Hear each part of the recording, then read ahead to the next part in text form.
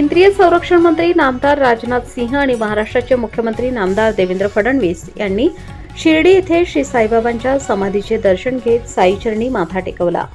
मान्यवरांच्या आगमनामुळे शिर्डी परिसरात उत्साहाचे आणि भक्तिमय वातावरण निर्माण झाले होते। दर्शनावेळी मंदिर परिसरात सुरक्षा व्यवस्थेचा कडेकोट बंदोबस्त ठेवण्यात आला होता।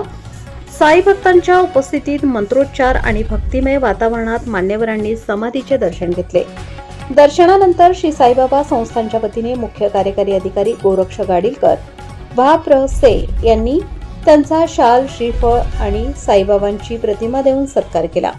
यावेळी महाराष्ट्राचे जलसंपदा मंत्री तथा अहिल्यानगर जिल्ह्याचे पालकमंत्री नामदार राधाकृष्ण विखे पाटील, महाराष्ट्र विधान परिषदेचे सभापती नामदार राम शिंदे यांच्यासह विविध विभागांचे अधिकारी, लोकप्रतिनिधी आणि संस्थांचे पदाधिकारी उपस्थित होते।